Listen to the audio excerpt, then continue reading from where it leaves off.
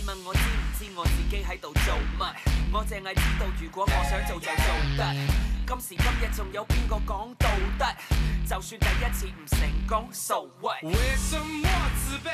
幹嘛要後悔？Yeah yeah， 就算再多挫折，我都不認失敗。拜託，不是3歲小孩，太多人想看我帥。把我口口聲聲的說到頭來，結果還是一場空。誰說我不能自己來？成功用雙手牽起來，掌握好的機會不多，這是我的秀，又幹嘛不做？為什麼自卑？幹嘛要後悔？Yeah yeah， 就算再多挫折，我都不認失敗。我不會流淚，沒時間後悔。Yeah yeah， 你想再多陷阱，我也得站起來。同你講得嘥氣，我真係冇覺得閒。等我好消息，到時你冇得閒。無謂諗得太多，嘥時間。就算有困難，都向前行，繼續向前行。就算有困難，都向前行。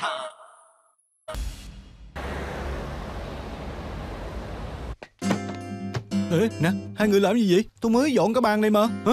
Tên cáo già tự bác kỳ tấn công đến nơi rồi anh còn lo chơi. Ông ấy chắc chắn ép bé Dĩ nói, nếu nói ra sự thật thì bé sẽ không còn cha, khiến cho nó không dám nói gì hết. Vậy thì tôi không hiểu, tại sao luật sư Tưởng lại đưa bé Dĩ ra làm nhân chứng? Những gì bé nói đều không có lợi cho bên biện mà. PK chỉ dở thủ đoạn thôi. Ông chắc chắn là sẽ không để bé Dĩ ra tòa. Ông chỉ lo khóa cửa sau, không cho chúng ta gọi bé Dĩ ra tòa, không cho chúng ta tìm thêm ra manh mối từ cậu ấy thôi. Bé Dĩ cũng không phải còn nhỏ, sao cô biết phải trái gì hết gì? Cũng không thể nói như vậy. Cậu ấy mới 10 tuổi thôi mà. Cô nghĩ coi, bé mới vừa mất mẹ đã tội nghiệp lắm rồi. Nếu có người nói với bé là những lời bé nói sẽ làm mất luôn cả ba, vậy bé có lợi gì đâu. Còn nữa, nếu như bé ra tòa tố cáo ba của mình, tức là chính tay bắt ổng ngồi tù rồi. Đối với một đứa bé 10 mấy tuổi hình như có hơi tàn nhẫn quá đó. Cho nên tôi nghĩ không cho cậu bé ra tòa là tốt nhất. Chị Lương à, bây giờ chị là trợ lý đó, đừng nghĩ theo cách bà nội trợ nữa có được không? Làm gì? Chúng ta cũng chỉ muốn giúp My Nhật Lệ lấy lại công bằng thôi. Cổ thương con mình như vậy, anh nghĩ dưới đó cổ biết được cũng không muốn thấy con mình chịu khổ vì cổ đâu. Hả? Huống hồ bé Dĩ còn nhỏ như vậy, cho dù bé có được gọi ra tòa thật đi, BBK hù mấy cái thôi thì lập trường sẽ không còn vững nữa rồi. Thôi bỏ đi. Người ta đánh quả banh xoáy qua thì chúng ta phải biết cách đánh lại quả banh xoáy chứ. Em làm gì vậy? Hả? Bé Dĩ là con ác chủ bài của chúng ta đó. Em không muốn bỏ cuộc dễ dàng. Em đừng có cắn chặt không buông nè. Bây giờ quyền giao bóng trong tay chúng ta. Em cũng đã nghe đó, bà Nghiêm nói là bé Dĩ từng gọi điện cho chú Bảo kế bên. Chúng ta bắt tay tụi mấy là được rồi. Được rồi, em đã mời anh làm cố vấn thì phải tôn trọng anh thôi. Trời, cô trứng muối chanh chua lại thủ hạ lưu tình với anh chứ gì. Còn nói nữa, lần nào cũng là em nhường anh. Lần đầu là không cho má anh Lương ra tòa, bây giờ lại không cho bé Dĩ ra tòa. Vậy là sao? Đường đường là đàn ông, cứ để phụ nữ chiều theo anh có biết mắc cỡ không? Không biết. Em biết không biết mà. Nè, việc công á em chiều anh, vậy việc tư anh chiều em. Nào, chúng ta đánh bàn đi. Anh nhường cho em 6 điểm cũng được nữa ha. Được thôi. Vậy em cược một ván với anh. Nếu như em thắng anh phải đem bỏ cái bằng cũ nát này đi mua cái bằng mới về đó. Được thôi. Luật sư Dương, cô cũng điên theo ảnh sao? Vụ kiện này tính sao đây? Tôi không có rảnh đi với ảnh đâu. Tôi phải thắng ảnh. Đến làm việc nghiêm túc cho tôi. Đánh nha. Đánh đi. Đánh đi. Mà tại sao con gái cặp bồ thì muốn làm thay đổi bạn trai vậy?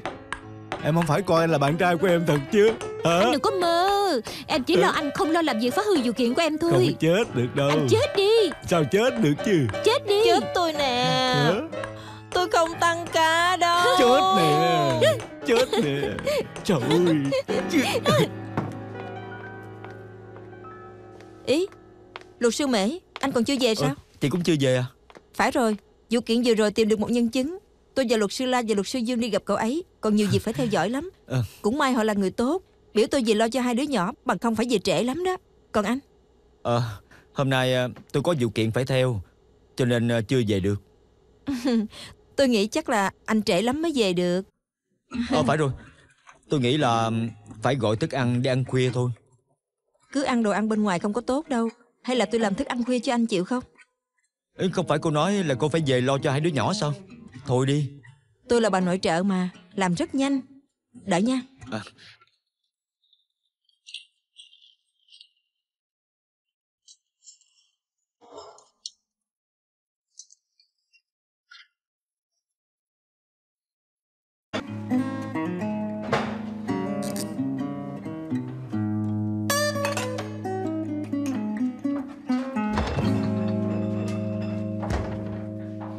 Luật sư Mễ, anh đói bụng thì nhớ vào bếp ăn nha. Tôi về trước đây, tạm biệt. Tạm biệt. Cảm ơn. Nói là phải về gấp lo cho con, còn làm thức ăn khuya cho mình ăn nữa. Thiệt là khỏi chưa.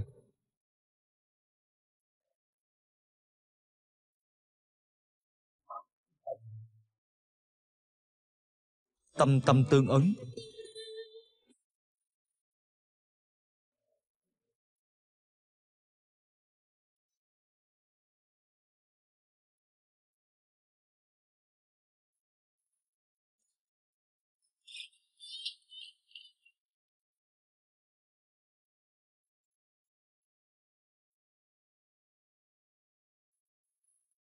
Đến. Ý, luật sư Mễ. Lên xe đi. Phải rồi, không phải anh làm thâu đêm sao? Không phải cô nói là về nhà gấp sao? Nhưng còn bỏ công làm thức ăn khuya cho tôi càng nghĩ càng thấy ngại. Tôi phải làm chút gì đó cho cô chứ. Khờ quá. Đồng nghiệp với nhau mà. Chuyện nhỏ thôi, có là gì đâu. Vừa rồi tôi vừa vào phòng trà nước là thấy ốp la hình trái tim cô làm. Trong lòng tôi cảm thấy ấm lại. Anh hiểu ý tôi mà hả? Tôi hiểu. Dĩ nhiên là hiểu chứ. Rõ ràng là vậy mà. Tôi làm vậy có quá lộ liễu không? Đâu có. Tôi còn thích nữa là. Vậy thì tốt rồi. Lúc đầu tôi cũng cảm thấy hơi lộ liễu. Nhưng mà nghĩ đi nghĩ lại, tôi thấy có những người biểu đạt quá hàm xúc, cho nên muốn lộ liễu một chút. Như vậy mới bày tỏ được tâm ý của mình. Anh biết đó, thức ăn là cách bày tỏ tâm ý tốt nhất. Cô yên tâm đi. Tâm ý này tôi hiểu mà. Vậy thì tốt rồi. Không biết khi nào thì cô làm nữa cho tôi ăn vậy? Anh thích ăn hả? Lúc nào cũng làm cho anh ăn được mà. Nhưng mà anh phải nhắc tôi, thịt bò muối hết rồi, tôi phải đi mua. Thịt bò muối? Không phải ốp la hình trái tim sao? Ốp la hình trái tim tạm thời là thứ chuyên dùng của luật sư La và luật sư Dương. Đợi đến khi anh cặp bồ rồi, anh cặp bồ sẽ được ăn. Vậy đợi tôi cặp bồ rồi hãy nói. Hai người họ rõ ràng là thích đối phương, nhưng cứ chống đối với nhau. Tôi cũng không chịu nổi nữa. Muốn thừa dịp nào đó làm mai một lần, kết hợp họ lại với nhau. À đúng rồi, tôi muốn kể cho anh nghe chuyện cười này. Hồi nãy khi tôi đi trên đường, nghe có người gọi tôi là Đinh Đinh, làm tôi hết hồn, lập tức ngừng lại. Ai về là anh?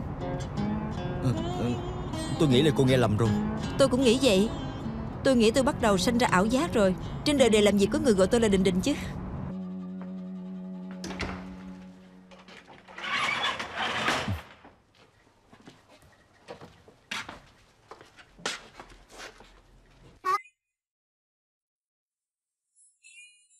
Anh họ. Sao công tử vào nhà?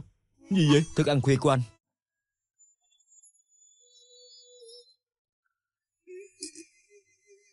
Trời ơi, lần này chị Lương sao thất thủ vậy? Sao giống như đống xà bần vậy nè? Sao ăn được? Mình phải gọi điện mắng chị trận mới được. Anh họ. Nè, có phải anh không vậy? Chị Lương làm thức ăn khuya cho anh còn kén chọn này nọ nữa. Đừng có ra vẻ chính nghĩa nữa, coi nè. Đó, trời ơi, sandwich này rõ ràng em đã làm cái gì đó rồi, có phải không? Lúc nãy tại em đói quá cho nên ăn lộn thôi. Cho nên phần này trả lại cho anh đó.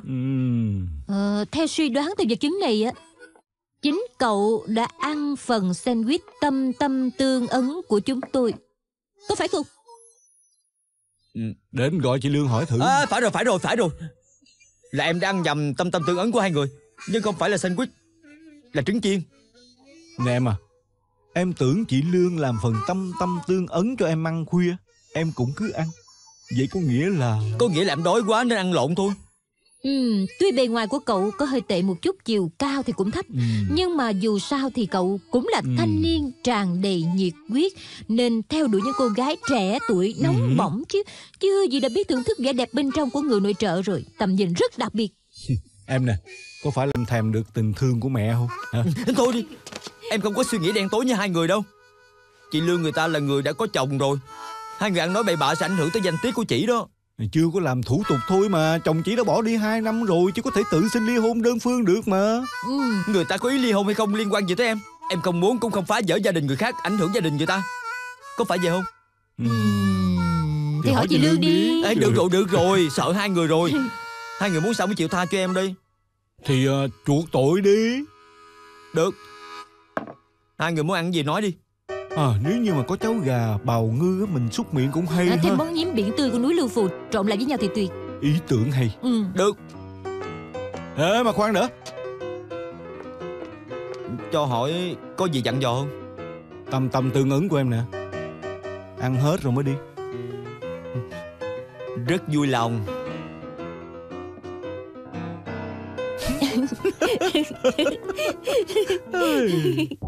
Thưa quý tòa, cái gì Bồi Thẩm Viên? Bị cáo Dương Quốc Câu trong vụ án dùng dây leo núi leo vào nhà vợ anh ấy, cũng tức là nơi ở của nạn nhân vụ án này Miêu Nhật Lệ ở Thăm Thủy Bộ, bóp hai bên má cổ, đổ thuốc đổ rượu ép cổ uống. Sau đó bị cáo cố ý tự tạo cảnh tượng giả nạn nhân tự sát bởi uống thuốc quá liều, mục đích là muốn che giấu tội lỗi của mình. Cho nên bị cáo có mưu trước để giết hại nạn nhân. Ông Trịnh Cảnh Bảo, ông là hàng xóm của bị cáo Dương Quốc Câu. Về quan hệ của ông với gia đình bị cáo ra sao? Cô Dương á, tức là nạn nhân, trước khi dọn đi á, cổ chỉ ở nhà giữ con. Tôi thì đã về hưu, tôi lại thích con nít, cho nên thường qua vườn qua nhà họ chơi với bé Vĩ. Người lớn chúng tôi thì hay nói chuyện, từ từ rồi quen thân. Vậy ông có ấn tượng thế nào về vợ chồng bị cáo? Hai vợ chồng họ ra vào thường xuyên, cũng không thấy họ nắm tay nhau hoặc khoác vai. Ngay cả nói chuyện cũng không thấy họ nói, rất là lạnh nhạt.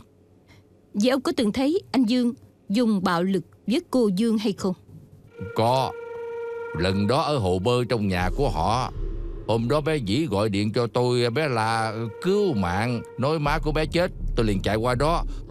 Tôi chạy đến vườn nhà cô Dương á, thì thấy anh Dương và cô Dương đang bơi với hồ nước á. Anh Dương còn không ngừng đè đầu nhấn nước cô Dương xuống hồ. Giờ tôi bất cẩn rơi xuống hồ bơi, phiền ông đỡ cổ lên. Nhanh lên. Có gọi xe cứu thương không? Tôi khỏi.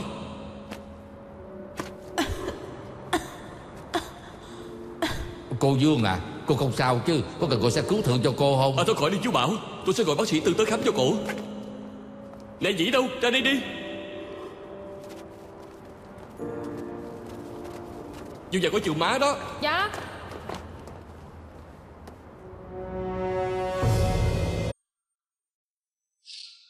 Bây giờ nhớ lại á, bên hồ bơi hôm đó có túi xách du lịch, trong đó có vé máy bay, hộ chiếu rớt ra ngoài. Có lẽ hôm đó cô Dương muốn bỏ đi, ai ngờ bị anh Dương phát hiện, cho nên muốn nhấn cổ chết. Phản đối những lời vừa rồi chỉ đơn thuần là suy đoán riêng của nhân chứng. Phản đối hữu hiệu. Nếu như không phải cô Dương muốn bỏ đi, mà anh Dương muốn nhấn cổ chết ngợp, vậy còn nguyên nhân nào khác hay không? Vậy thì tôi không biết. Chú Bảo, trước đây chú có từng học khóa y học nào không? Không có. Khóa cứu người bị chìm? Cũng không. Vậy chú không có học khóa y học, cũng chưa từng được huấn luyện cứu người bị chìm. Chú dựa vào đâu nói là vết thương của cô Dương không phải là do té từ cầu thang, mà là bị anh Dương thượng cẳng chân hạ cẳng tay?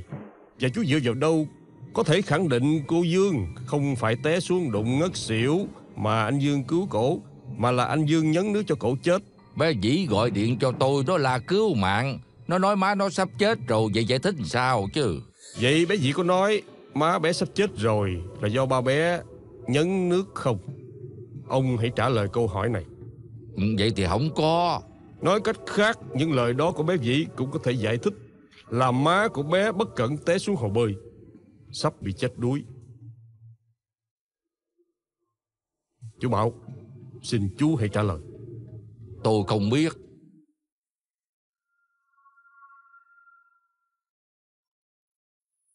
Công cụ này là cảnh sát tìm được trong nhà anh. Anh hãy giải thích đây là công cụ gì? Đây là công cụ bình thường tôi dùng để leo núi. Anh dùng những công cụ này leo vào nhà của nạn nhân thuê phải không? Phải. Tại sao có cửa anh không vào, phải leo tường vào? Hôm đó giờ tôi bỏ nhà đi, tôi không biết rốt cuộc cổ đi đâu. Tôi hỏi bà ngoại của cổ, nhưng bà nói bà không biết gì hết. Cho nên hàng ngày tôi lái xe chạy vòng vòng gần nhà của bà ngoại cổ, coi cổ đang ở đâu. Có một hôm tôi đã gặp được cổ. Tôi muốn hạ thấp giọng xin cổ trở về, nhưng tôi chưa mở lời cổ đã bỏ đi. Tôi theo dõi cổ xem cổ ở chỗ nào. Tôi lên nhà mấy lần, nhưng mà cổ không chịu mở cửa. Ngay cả cơ hội nói cũng không có, thì tôi làm sao khuyên cổ về nhà. Cho nên bất đắc dĩ, tôi phải dùng cách leo tường, hy vọng là vào được nhà cổ, hai người giáp mặt nói cho rõ ràng.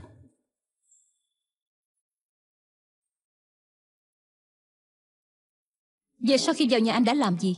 Sau khi vào nhà, cổ không có ở nhà, nên tôi đi xem khắp nhà, coi cổ sống như thế nào. Tôi phát hiện ra ở trên bàn đó có một quyển nhật ký và một tấm hình chụp với người đàn ông khác. Có phải tấm hình này không? Phải. Anh có biết người đàn ông trong hình này là mẹ bố hay không? Lúc đó tôi không biết người đàn ông đó là ai. Tôi chỉ biết là cổ có người đàn ông khác. Tôi rất đau lòng, nên sẵn tay xé tấm hình đó và những trang nhật ký có liên quan tới người đàn ông đó. Sau đó cổ về, tôi nói với cổ là có thể tha thứ cho cổ, coi như chưa từng xảy ra chuyện gì hết, cùng cổ làm lại từ đầu. Nhưng mà cổ đã từ chối tôi. Cho nên anh rất giận, sau đó khởi lên ý giết người đúng không? Không có. Vậy anh giải thích sao về vết bầm trên mặt nạn nhân? Cổ rất lạnh lùng với tôi, nhìn cũng không thèm nhìn tôi. Sau đó tôi ra tay bóp hai bên má của cổ, ép cổ nhìn tôi. Có lẽ tôi đã bóp quá mạnh, cho nên để lại vết bầm. Vậy sau đó nạn nhân có phản ứng gì? Cô nói rất hy vọng ở người bạn trai mới. Cô nói là sẽ sống với hắn. Sau đó đuổi tôi đi, nên tôi đã đi về. Không ngờ lần đó là lần gặp mặt cuối. Anh leo tường vào nhà của Miêu Nhược Lệ là việc vào ngày mấy tháng mấy? Tối ngày 19 tháng 3. Cũng có nghĩa là trước một đêm vụ án xảy ra vào ngày 20 tháng 3. Đúng vậy. Vậy tức là Miêu Nhược Lệ chết như thế nào anh hoàn toàn không hay biết. Phải. Em không bị đánh một gậy ngã thì không phải là PK rồi. Em không dễ chịu thua vậy đâu.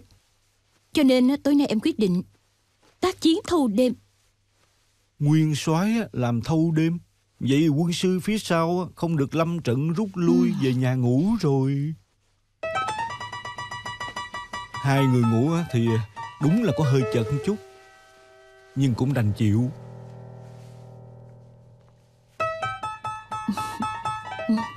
Anh thì muốn lắm. Thì anh muốn lắm á.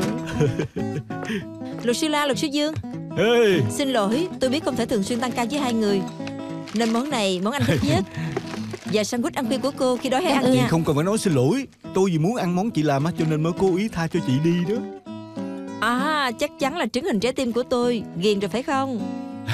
Trứng lần trước có bị. Thật ra trứng lần trước một mình tôi ăn hết. Tối hôm đó tôi thật là đói quá đi. Nếu cô thích ăn như vậy, tôi làm 4 cái cho hai người ăn. Tâm tâm tương ấn mà. Nếu đã làm á thì sẵn tiện làm cho Mễ tả triện phần luôn. Lần trước nó thấy đó hả, nó rất là ngưỡng mộ đó. Ảnh cũng muốn ăn nữa hả? Vậy tôi làm cho anh ăn. Phải rồi. Tôi không làm phiền hai người nữa. Hai người thông thả ăn Được, đi nha. bye bye. Nè, anh xấu thiệt đó. Đem em họ ra cười à. Bộ em không có phần cười hả? Nè, Nguyên soái, ăn khuya đi. Nè, mở miệng ra. Mở miệng ra. Hả? Mở. Ấy.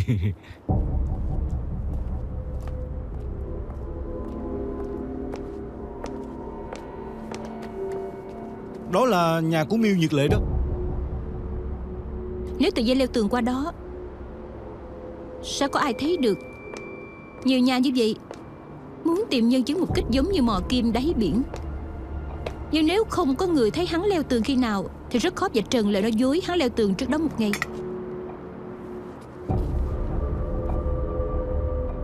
Có lẽ là gần đây có người đã từng sơn ở trên sân thượng đó. Cho dù thật sự có người sơn lúc gần đây, cũng không có nghĩa đúng lúc gặp được Dương Quốc Câu.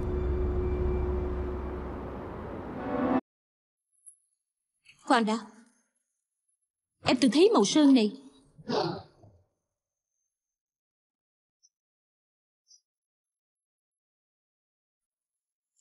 Em nhớ sếp Dương hôm đó cho em xem vật chứng của Dương Quốc Câu. Quần của hắn có dính vết sơn loại này đó.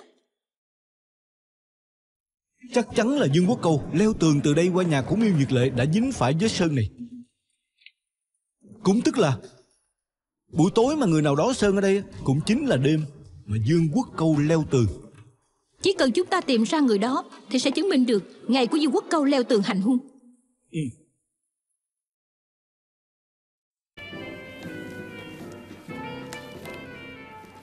Có bộ luật sư tưởng rất có lòng tin với vụ kiện này. Chưa gì đã xem nên đi đâu du lịch rồi. Dĩ nhiên là tôi có lòng tin rồi. Chẳng lẽ cô không có? Tôi tin là vụ kiện này sẽ mau chóng kết thúc. Nhưng không biết đến lúc đó luật sư tưởng có còn tâm trí đi du lịch hay không. Tại sao cô nghĩ vậy? Tôi tìm được một nhân chứng thời gian then chốt, có thể chứng minh thời gian Dương Quốc Câu leo tường là tối vụ án xảy ra, chứ không phải trước một buổi tối vụ án xảy ra. Nếu cô tìm được nhân chứng này, có thể đưa tên người đó vào danh sách nhân chứng, có phải vậy không? Thị lực của tôi không kém, chắc chắn thấy được. Luật sư tưởng, tôi xem ông là tiền bối, cho nên mới đến cho ông biết. Hy vọng ông có thể khuyên thân chủ của ông nhận tội, không cần lãng phí thời gian của mọi người ở ngoài tòa nữa. Nghe ý cô nói vậy tức là sợ tôi thua cô ở ngoài tòa khó coi chứ gì. Cảm ơn. Cảm ơn cô quan tâm đến sĩ diện của tôi. Tôi xin ghi nhận.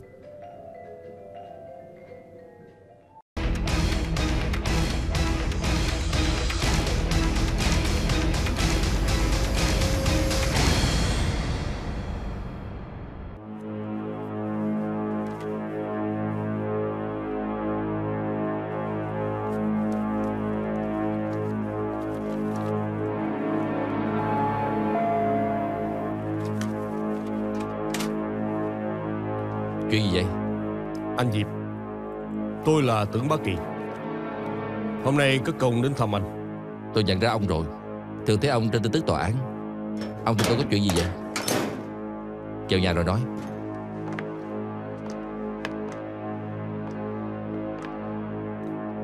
Chào chú. Ông Tưởng à, mời qua bên này nói chuyện. Anh Diệp, tối ngày 20 tháng 3, có phải người này đến đây khám không? Tôi có đọc tin tức. Ảnh tên Dương Quốc Câu, bị cáo mưu sát vợ phải không? Tôi là luật sư đại diện của ảnh. Thân chủ tôi có bị phán có tội hay không? Mấu chốt ở tôi có thể chứng minh đêm vụ án xảy ra ảnh từng đến đây khám bệnh hay không. Nếu tôi chứng minh tối đó ảnh có đến đây khám, tức là thừa nhận tôi hành y không giấy phép rồi. Thân chủ có thể thoát tội, nhưng đến lượt tôi bị thưa đó. Ông cũng biết tôi có vợ có con mà. Trong nhà không có tôi là không có được. Tôi cứu anh đấy, ai tới đây cứu tôi đây? Tôi rất hiểu tình cảnh của anh. Nói thật, nếu tôi muốn bù tiền đắp phí sinh hoạt cho anh, tôi thừa sức làm được. Nhưng có điều tôi làm vậy sẽ cản trở tư pháp công chính. Tôi cũng không muốn liên lụy anh. Ông hiểu thì tốt rồi. Chỉ có điều tôi thật lòng rất hy vọng anh ra tòa làm chứng.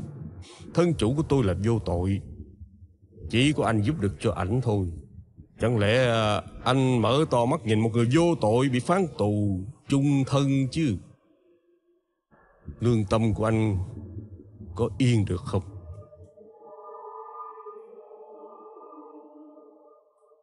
Anh Diệp, thân chủ của tôi cũng có con trai, trạc như tuổi của con trai anh. Vợ anh đã mất, chỉ còn lại thân chủ tôi và đứa con sống nương tựa nhau. Nè, nếu thân chủ tôi bị phán tội, con trai ảnh thì sẽ trở thành cô nhi. Anh Diệp, bất làm cha mẹ phải làm tấm gương tốt, lấy mình làm gương. Anh hành y cứu người, nên cứu người lúc hoạn nạn. Số phận của thân chủ tôi và đứa con đang nằm trong tay của anh.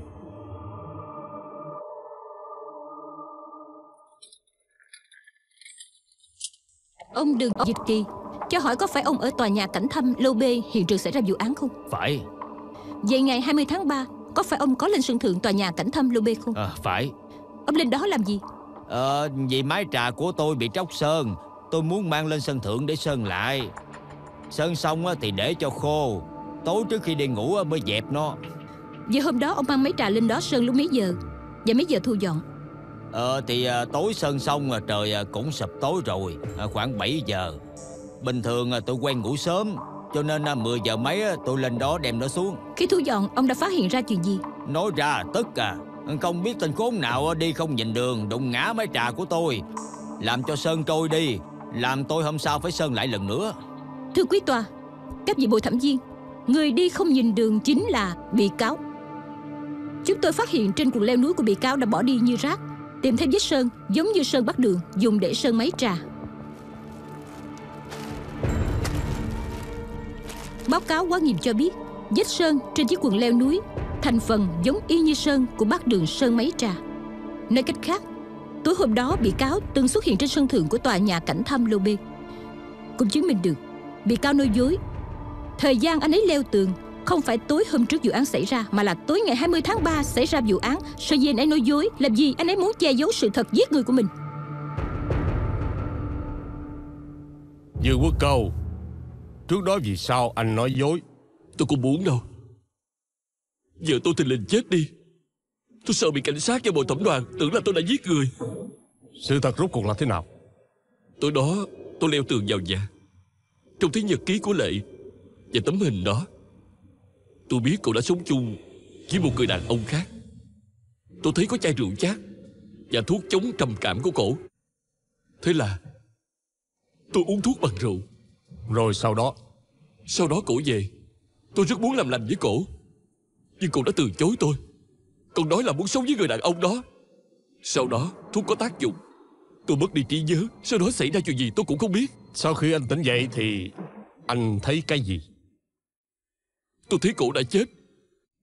Thuốc dung dãi khắp sàn nhà. Tôi không biết vì sao cổ lại chết đột ngột như vậy, nhưng mà tôi rất sợ để người ta nhìn thấy sẽ tưởng là tôi giết cổ. Cho nên tôi leo tường bỏ đi. Sau đó anh đã đi đâu? Tôi cũng đã uống số thuốc của Lệ. Tôi rất sợ sẽ chết thình lình giống như Lệ vậy. Tôi lại không dám tới bệnh viện, sợ người ta biết được mọi việc. Sau đó tôi tới phòng khám không giấy phép xuất ruột, rồi về nhà đem hết công cụ và quần áo bỏ đi, coi như không có chuyện gì xảy ra. Anh nói anh mất trí nhớ. Có khi nào trong thời gian mất trí ngắn ngủi đó anh ép vợ anh uống thuốc khiến cho cổ trúng độc mà chết? Tôi không biết. Tôi thật không biết mà. Nói vậy tức là trong thời gian mất trí tạm thời đã làm những gì anh hoàn toàn không nhớ. Không nhớ. Kính thưa quý tòa, tôi đã hỏi xong.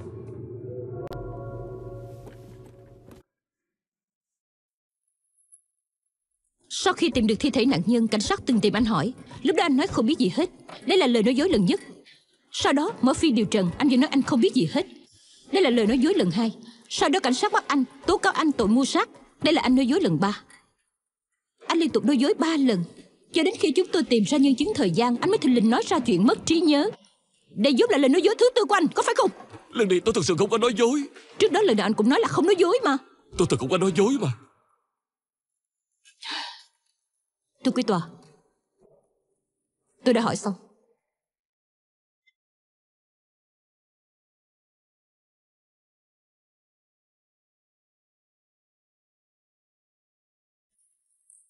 Thưa quý tòa, tôi muốn cho gọi bác sĩ Diệp Gia Trừng, người sốt ruột cho thân chủ tôi, ông Diệp Gia Trừng.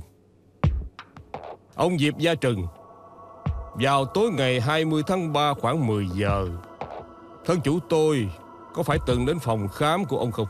Phải. Tình hình lúc đó thế nào? Tôi mở cửa cho anh ấy, thấy anh hình như rất sợ hãi và bước đi không vững. Bác sĩ, tôi đã uống thuốc, tôi rất chóng mặt. Anh ngồi xuống đã.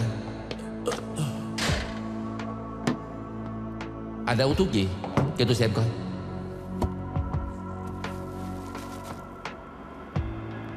Tôi phải xúc ruột cho anh ngay. Đi. Thuốc anh ấy uống là thuốc chống trầm cảm.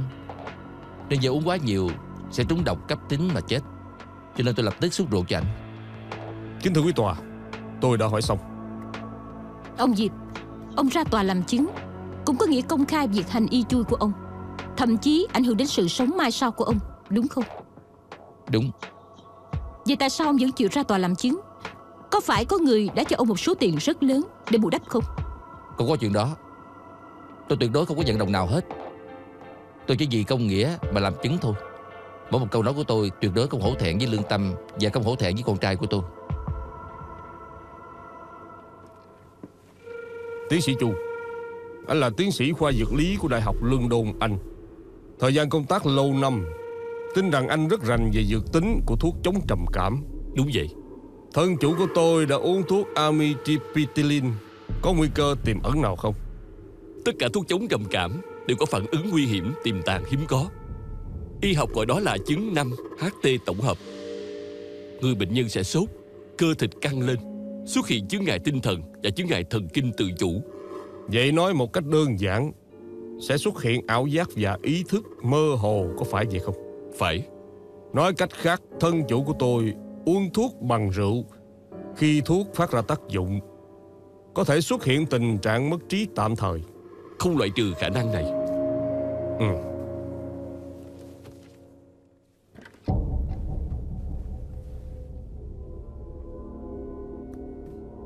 Mưu sát là hành vi tội lỗi rất nghiêm trọng. Bị cáo đã nói dối hết lần này đến lần khác nhằm che giấu hành vi tội lỗi của mình. Nhưng hàng loạt nhân chứng, vật chứng khiến cho hắn không thể nào phủ nhận việc hắn giết nạn nhân. Thế là hắn giảo biện, nói mình trong tình trạng ý thức không tỉnh táo ngộ sát nạn nhân. Nhưng lúc đó hắn không tỉnh táo thật sao? Có mất trí thật hay không? Không ai biết. Tôi nghĩ trên đời này chỉ có một mình hắn biết được sự thật. Chúng ta hãy nhớ lại biểu hiện của bị cáo từ khi mở tòa cho đến giờ. Hắn nói dối hết lần này đến lần khác, che đậy đến cuối cùng những lời hắn nói có phải là sự thật không? Tôi tin là bồi thẩm đoàn sẽ không bị bị cáo che đậy.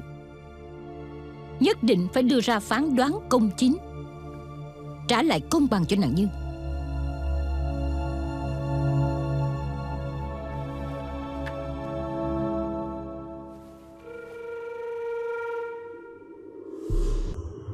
Đúng vậy.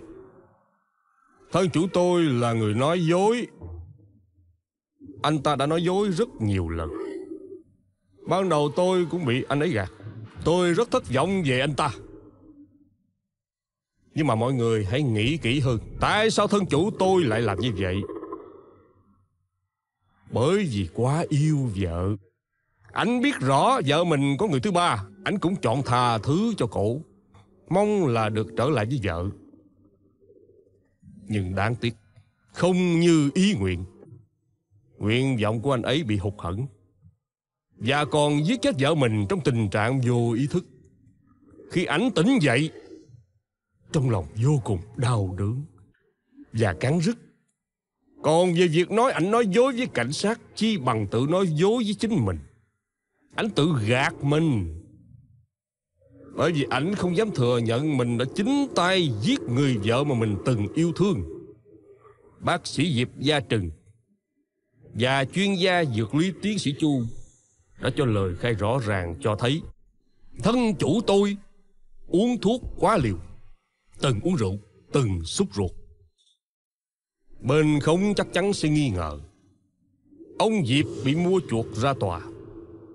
Ông Diệp là bác sĩ chui, tội danh hành y, mà chui thì lớn cỡ nào. Ông Diệp, ông không để tâm mạo hiểm bị kiểm khống. Ra tòa làm chứng có thể thấy rằng ông Diệp là người chính trực. Lời khai của ông rất là đáng tin. Ngược lại, bên khống không đưa ra được chứng cứ lật đổ hình sự thân chủ tôi giết người trong tình trạng vô ý thức. Ở hiện trường xảy ra án, ngoài thân chủ tôi và nạn nhân, không có người thứ ba. Trừ phi bên khống có thể đưa ra chứng cứ xác thực chứng minh thân chủ tôi giết người có ý thức. Bằng không, lợi ích của nghi điểm sẽ thuộc về thân chủ tôi. Tinh thần pháp luật của Hồng Kông, trách nhiệm đưa ra chứng cứ thuộc về bên khống nếu như có nghi điểm xuất hiện, có khả năng đổ oan người vô tội. Các vị bồi thẩm viên, tôi tin rằng các vị sẽ không mạo hiểm để vu oan người vô tội, mà dễ dàng phán quyết thân chủ của tôi tội danh mưu sát thành lập, bắt anh ấy chịu hình phạt tù chung thân.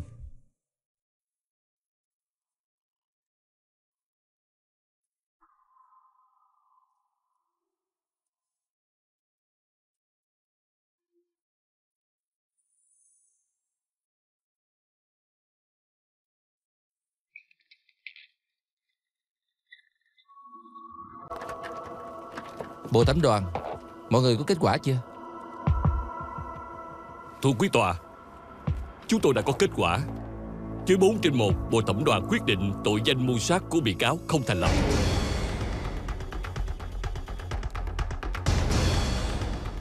Cho hỏi tội danh ngộ sát của bị cáo có thành lập không? Bộ thẩm đoàn cũng với 4/1 quyết định tội ngộ sát của bị cáo thành lập.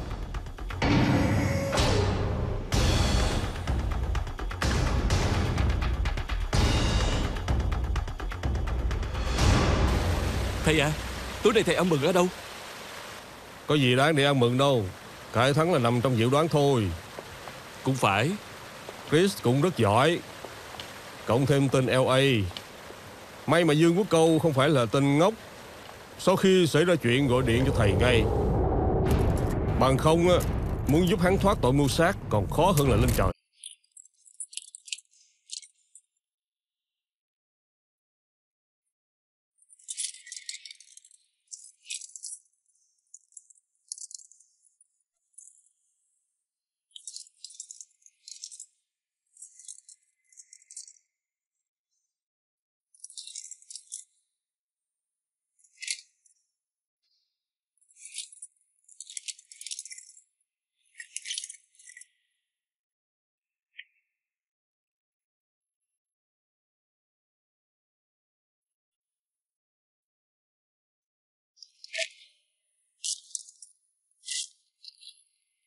Anh làm gì vậy? Sao anh vào đây được? Tên này là ai? Cô nói có tương lai với tên này là ý gì? Hả? Anh coi trộm đồ của tôi. Anh làm vậy gì lo cho em thôi? Anh lo cho tôi. Anh lo tôi không cho anh đánh chứ gì. Tôi chắc chắn sẽ ly dị với anh. Anh tiết kiệm hơi sức đi. Cho dù em muốn ly dị thật, chúng ta cũng phải tính cho tương lai của thằng Dĩ chứ. Ngồi xuống nói chuyện chút được không? Anh muốn nói sao? Có rượu không? Anh muốn uống ly rượu.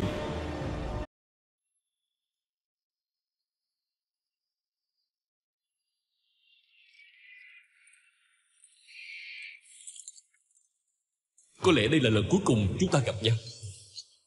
Uống xong ly này, chúng ta sẽ bàn về chuyện của thằng Dĩ.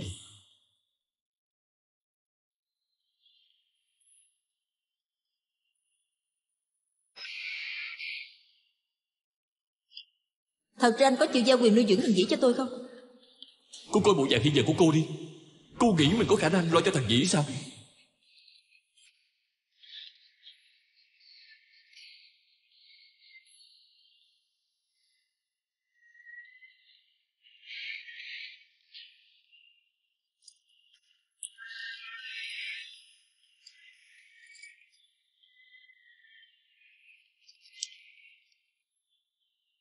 Uống đi.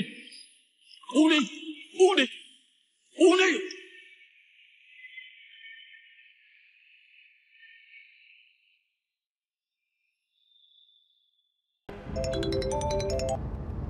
Chào. Benson. Chà, anh Dương. Chưa gì đã báo tin mừng rồi sao? Cổ phiếu Mỹ tối nay rớt giá. Anh giúp tôi bán ra đã lợi không ít rồi. Tôi có chuyện này nhờ anh giúp. Anh là vận tài đồng tử của tôi. Anh nhờ tôi giúp sao từ chối được chứ? Tôi đã giết vợ tôi. Anh Dương, anh nói gì vậy? Tôi nói tôi đã giết vợ tôi. Anh nói là anh nghi ngờ anh đã giết vợ phải không hả? Phải. Tôi nghi ngờ tôi đã giết vợ tôi. Spencer, đây không thành vấn đề. Quan trọng nhất là anh vẫn giúp tôi thôi.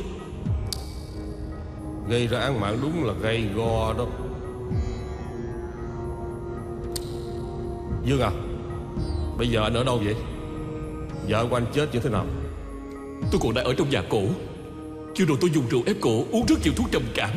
Có ai thấy anh vào nhà không? Tôi leo tường từ sân thượng kế bên vô nhà, không ai thấy tôi hết. Anh nghe rõ đây, tôi chỉ nói một lần. Tôi không biết vì sao hiện giờ anh ở trong nhà vợ anh. Tôi đoán có lẽ anh đã uống thuốc, mơ mơ hồ hồ nên xảy ra chuyện gì anh cũng không biết. Khi anh tỉnh dậy mới phát hiện vợ đã uống thuốc tự sát. Tự sát? Đúng vậy. Uống thuốc tự sát.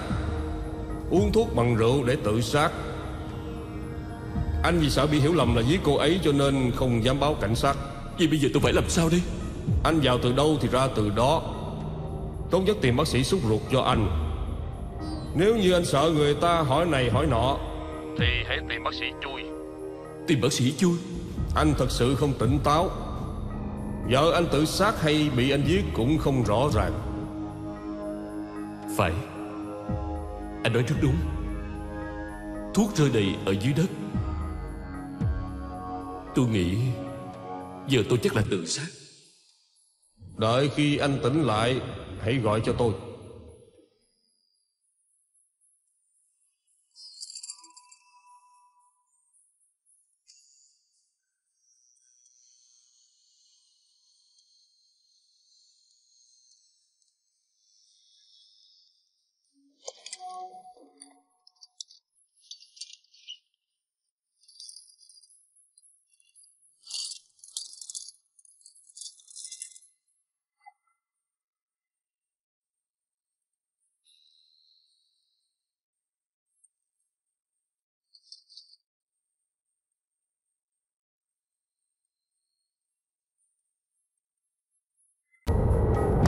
Thầy à, thầy thật là giỏi. Dương Quốc Công gọi điện cho thầy đột ngột như vậy. Thầy cũng biết vậy ảnh làm gì ngay tức thì. Nếu tối đó ảnh mà tìm con thì... Vậy thì hắn định sẵn phải thua kiện, ngồi tù chung thân rồi.